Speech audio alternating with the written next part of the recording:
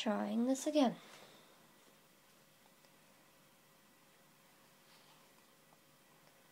One A. Having a visual impairment means you often have experiences and meet people that you would not ordinarily. I was often told, you will never do that. You cannot do that. And why are you doing that? And it really frustrated me. When I was 18 and I wanted to work as an interpreter for the UN, a family member told me I would not be able to travel alone and that I would have to be based in Brussels.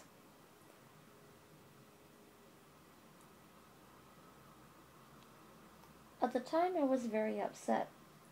Yes, I did have a disability, but I could become a fully functioning member of society. It was as if I were a child, incapable of doing anything for myself. It could have been that she was unable to imagine not being able to see. She once told me she had lost her vision temporarily after accidentally putting chemicals in her eyes. But having a visual impairment from birth is not the same thing.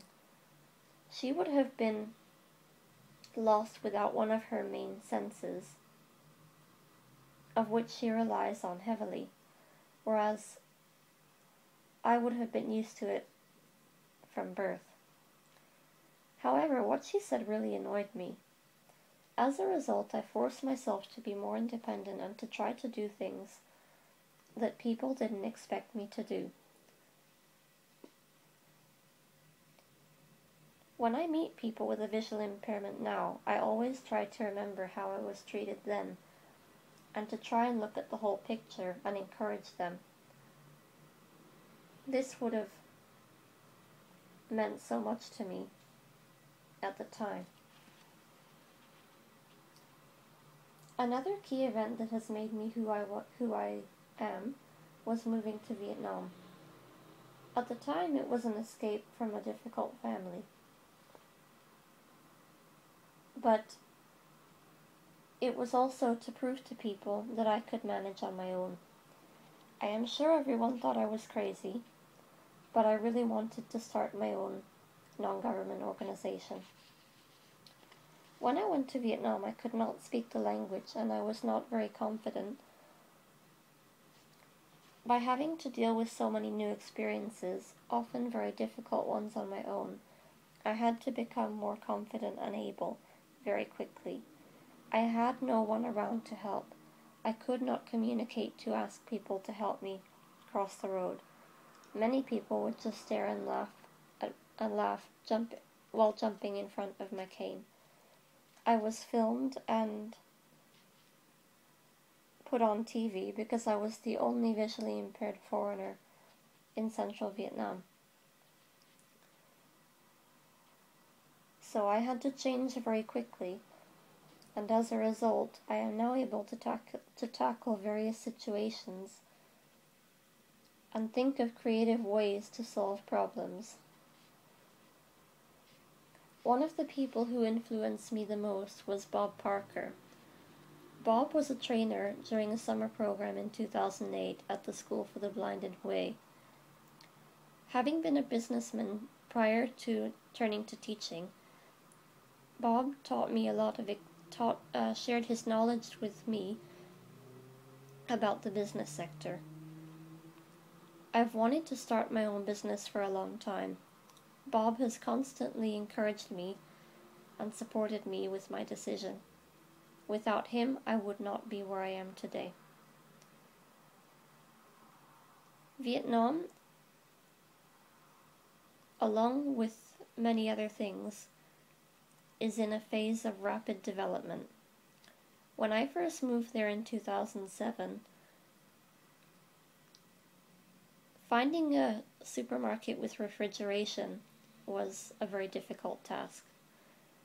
Now, in Hue City, there are two large supermarkets, 3 fast food restaurants, a few new hotels, many more tourists, and plenty of cars. Who thought Vietnam would ever become like this?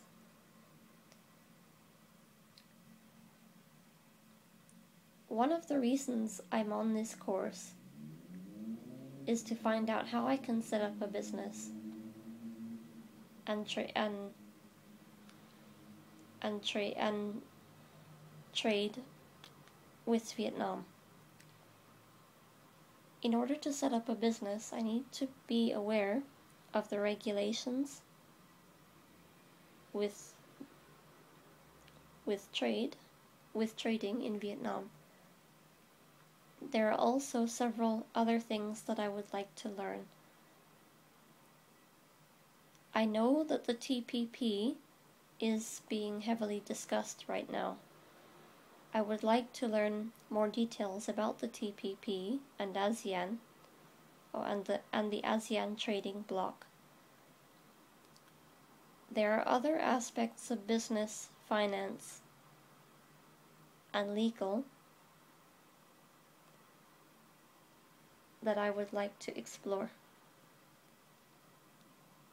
No, there are other aspects of business and finance that I would like to explore.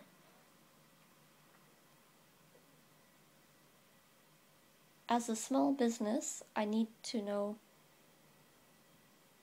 how I can function, what options financially would be available to me, how I can go about getting letters of credit,